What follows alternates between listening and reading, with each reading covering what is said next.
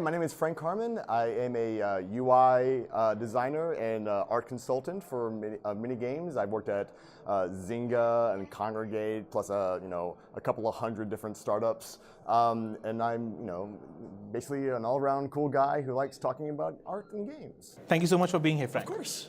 So, you're obviously giving a talk tomorrow, Right. and you've obviously done a lot of research and thinking about user interface and user design and user experience as far as gaming and game design is concerned. So, why don't you give us, in brief, as much as possible, about your design philosophy? So basically my design philosophy is, it's not really so much of a philosophy, but my design philosophy is to just keep it as simple as possible. The more information that you flood into the player, the least likely they'll try to retain that information. Your UI should never really be a memory game. You should have all the information presented in front of them, but it should not be a memory game. You should not have 100 million clicks to get to something. You should always show the mountaintop of where you want to go, but also the path of how to get there. I don't know how, that's basically the run in the middle of it. Right. So, I mean, you mentioned that, in your talk tomorrow, you're going to be talking a little bit more about minimalistic design. Yes. And, perhaps something that's a little larger than life. So I'm going for a minimalism design on a spectrum of minimal design and immersive design. Right. And where your game can properly fall onto that, and what is important, like how to present your game on that spectrum to better suit your players. Right. So, just trying to understand a little bit more. If you could perhaps distinguish between different types of games, whether it's a first-person shooter game, right, or it's a racing game, or perhaps a card game. I mean, what is the kind of design philosophy that is best suited to these games? So there's not really a 100% best design philosophy suited for these games. It really depends on the what you want to project out to your audience. For instance, in my talk, I'm talking about Destiny, which is a first-person shooter. That is a first-person shooter that is very Star Wars based, very high fantasy sci-fi game. But its UI design, when you go into the menus, is more of a nice calm, before the storm sort of look. So it makes you feel content and focused, and it gives you a whole bunch of information in a very calming sort of makes you I don't have to focus on this. But when you get rid of that menu, it's full of explosions and dodging and monsters and all this stuff. So it's basically that's just one design process that I think is very successful. However, other games, such as Doom, are all a bunch of high intensity, high pumping action. So it wants you to constantly keep your heart pumping as you play the game, even in its UI design. Right. So there's not really a overall arching thing. It's just about how does the UI best represent what game you are going for. It should always have some sort of mood, and it's not. So the gameplay is in my talk. The gameplay is secondary. That's one thing. I'm just talking about the mood and how it makes the players feel when they play this game, because it's an art form. It's the entire game is an art form. And it can only exist if the player is the last person to. So let me put it this way: a game is a collaborative element. Right. And once you push it out to the player, it's not even fully done until the player enters into that game. So they are the last contributor to that game. So they should be feeling the exact same emotion and intensity, whether high or low, as the developers. So that's basically what it is. It's all about mood and intensity. Right. So you also, over a period of time, worked in product consulting as far as games and art direction is concerned. Yeah. You've also been credited to, come up with a rating format for games that are visually engaging, visually appealing. Yeah. So, if I were to, ask you in context to, what's happening globally, what are the kind of games, or what are the recent popular games that you would perhaps want to rate, basis visual appeal, user experience? That is quite difficult. I suppose the best visual games I've seen so far are mostly indie games. Right. I've seen a lot of just beautiful indie games. I really like. I'll say one of the most successful example, and I've already named it, was Doom. Now, Doom is a game that had a huge burden on top of it. It had to not only pay homage to the game that it's based off of, but also reinvent its style and intensity for a new audience. So it had to get these old men and these young kids together and make them all appreciate this one thing. And it did that through a lot of music, a lot of high intensity music, a lot of fast and intensive gameplay, but also its art style and its UI. So everything was working in conjunction with it in order to improve upon it. Yeah, wonderful.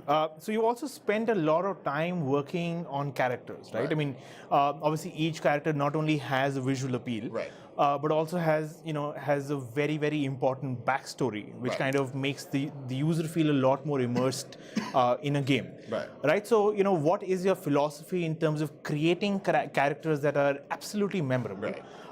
And what are the design philosophies that you perhaps want to follow while creating a character? So one example of that is the game Braid.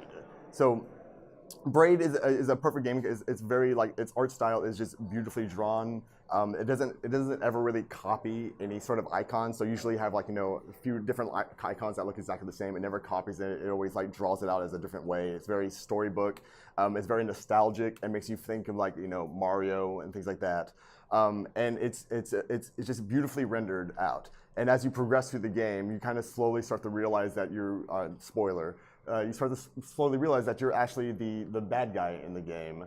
And it's just it's a very moving sort of design aspect of you are this perfectly innocent character who is kidnapping a woman away from what you think is the bad guy.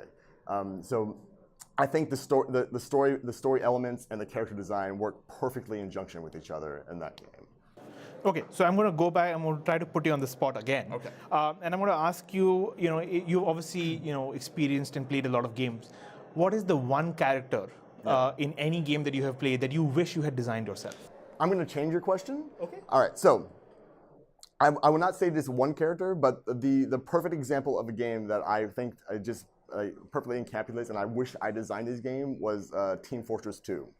Team Fortress 2 has a set of 9 characters, and they were all designed perfectly with where you just see the silhouette first, and you can instantly recognize them. I think Team Fortress 2 has a perfect character design. Just when you're playing the game and you're walking around, you see all these sorts of characters, and you just get one 1/2 second view of them. You see their silhouette, and we have this primitive brain.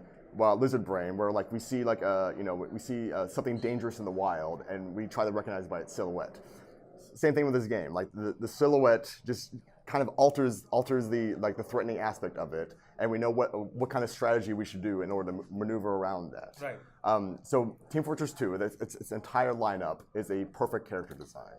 Wonderful. So now we're going to go back and start talking about things a little closer to home. Sure. Obviously we've got a huge industry that is formulating and that's going bigger and bigger every day.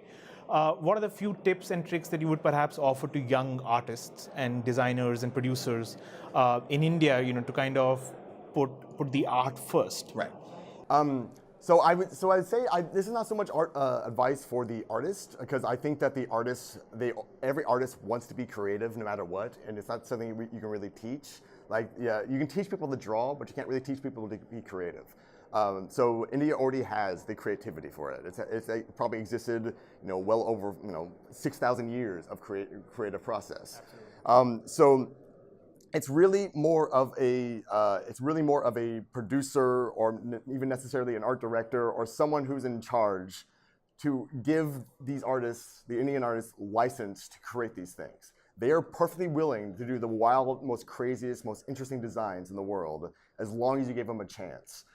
So a good piece of advice when you're first starting out any project, anything related to art, whether it be comic books or movies or video games, is just to give the artist plenty of time to sketch and sketch and sketch and sketch. If you give them a month just to work on interesting designs, they will come up with an incredibly interesting project, just dripping with style. You will throw away 99% of the artwork they create, but that 1% will be pure gold, and that'll only improve the game. Okay, so India obviously is the global melting pot of all different kinds of culture, Yes, right? that's So important. Yeah, so we've got we've got people with all aesthetic styles and sensibilities. Yeah. Now, how would you recommend we integrate the diverse amount of thoughts and ideas and designs that we've accumulated over a period of centuries, Right. right, into something that is truly Indian? So I can't really answer that question for you because I'm not truly Indian. But as my last piece of advice, invest in your artists, invest in yourselves. Just like you already have, your artists already have it within themselves to do this because they are pulling from various cultural aspects. Right. It's one thing to say, hey, this game in the West is doing very successfully, so we need to copy that. That's fine. And it's fine to integrate that sort of stuff. The game itself is a game. Like soccer is a game, or football is a game, the world around. But how you played in India, or how you played in Africa, or how you play in Europe, is totally up to the players there. So it's just a game. The art, however, needs to come from the artists in those countries. In the US, you have several artists who want to copy Japanese anime. And that's good, that's fine, that's a part of it, that's something that you enjoy. But you have to iterate on that. You have to take it and say, I like this thing, but I'm gonna put my own personal spin on it. And that goes for every artist the world around. So even you can take like a Mughal art style or like Islamic art style and just integrate it into your designs as much as humanly possible. Again, do hundreds and hundreds of sketches and figure out what's the best one. All right. Thank you so much for your time. Sense? Yeah, that absolutely makes sense. Lots of sense. Yeah. All right. Thank you so much for being here. Thank If you want to add something to the end, you can speak directly to the camera. Well, the floor is yours.